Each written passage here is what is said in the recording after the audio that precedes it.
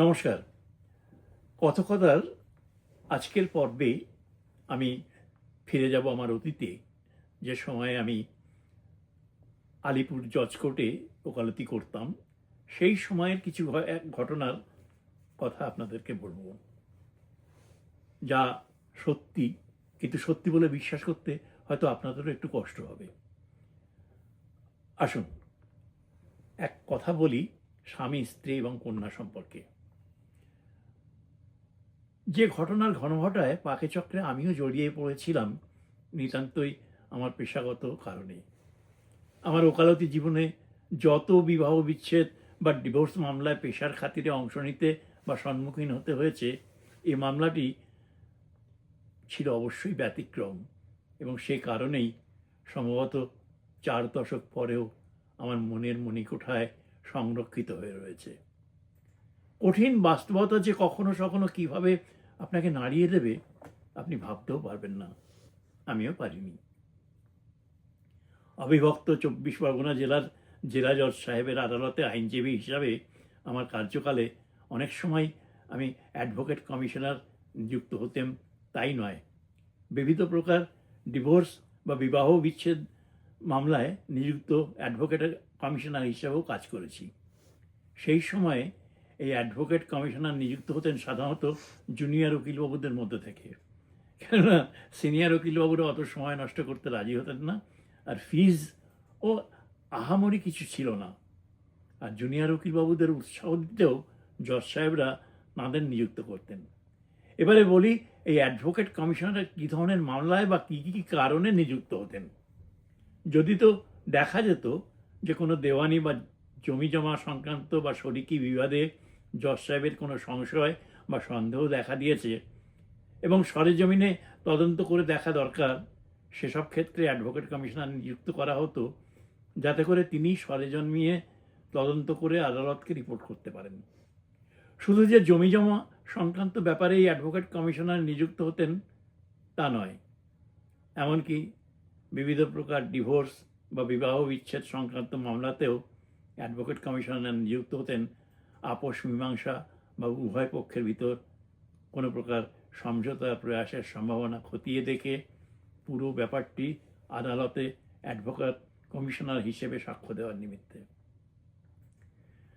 এমনই এক বিবাহ বিচ্ছেদের মামলায় আমাকে অ্যাডভোকেট কমিশনার নিযুক্ত হতে হয়েছিল। সে মামলার অভিজ্ঞতা এতটাই করুণ ছিল আমার কাছে যে আজও আমি সেই মামলার স্মৃতি বহন করে চলেছি। সে কাহিনী শোনাবো আপনাদের। আলিপুর জজ কোর্টের 9 নম্বর আদালতের এজলাসে বসে আছি আমার ফৌজদারি এক মামলার শুনানির আশায়।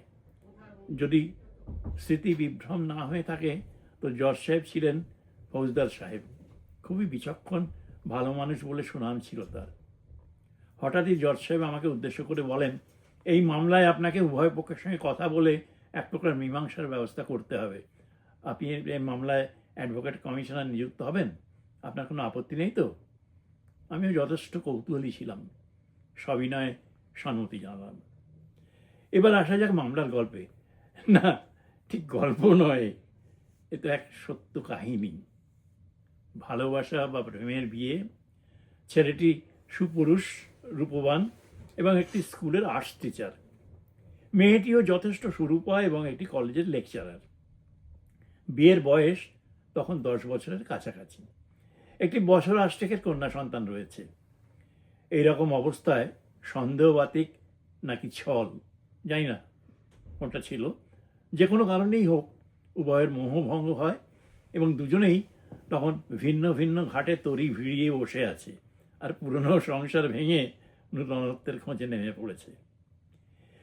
এই মতাবস্থায় বিবাহ বিচ্ছেদের মামলা না, খোরপোশ বা অন্য কিছু নিয়ে ঝামেলা নেই।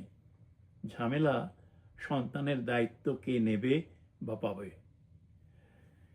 সাধারণত আমরা এটিই দেখতে অভ্যস্ত যে বাবা বলেন বাচ্চা আমার কাছে থাকবে, আর মা বলেন বাচ্চাকে তিনি নিজের কাছে রাখবেন। না, ভাববেন না, এক্ষেত্রেও তেমনটি হয়েছিল। সেটাই এই মামলার চরম করুণতম অধ্যায়। পেশাগত কারণে এবং কর্তব্যের খাতিরে আমি ছেলেটির কর্মস্থান তার স্কুলে গিয়ে দেখা করি এবং মেয়েটির সঙ্গে পূর্ব ব্যবস্থা অনুযায়ী এক রেস্টুরেন্টে দেখা করে কথা বলি। দুজনের কেউই বাচ্চাটির অর্থাৎ তাদের একমাত্র কন্যার দায় বা দায়িত্ব নিতে রাজি নয়। দুজনায় তখন নতুন সংসারের স্বপ্নে বিভোর, সন্তানকেও তখন বাহুল্য মনে হচ্ছিল। আমার এত কথা বিশদে স্মরণ আছে, তার কারণ সেই সময় আমার একমাত্র সন্তানের বয়সও ছিল ওই বাচ্চাটির মতনই। আমার দায়িত্ব ছিল উভয়ের সঙ্গে কথা বলে কোনো এক সর্বসম্মত সিদ্ধান্তে পৌঁছতে সাহায্য করা। আমি যথাসাধ্য চেষ্টা করেও উভয়ের কাউকেই নমনীয় করতে সক্ষম হইনি। এটা আমার ব্যর্থতা নাকি ওদের অনমনীয় মনোভাব, আজ আর তা সঠিকভাবে বলতে পারবো না। সত্য এটি যে বিচ্ছেদ ঘটেছিল, এবং তা ঘটেছিল এক নির্মম অবস্থার মধ্যে দিয়ে। সম্ভবত জজ সাহেবও চাইছিলেন না ওই রকম অবস্থার মাঝে ওই নিষ্পাপ শিশুটি গিয়ে পড়ুক। মিটমাট না বলাই ভালো।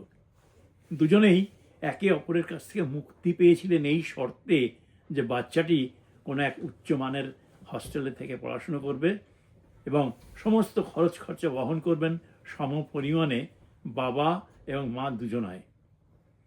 বাচ্চাকে দেখার প্রশ্নে সাব্যস্ত হয় যে উভয়ই মাসে একবার করে ভিন্ন ভিন্ন সময়ে দেখতে যেতে পারবেন, অবশ্যই যদি ইচ্ছে করেন।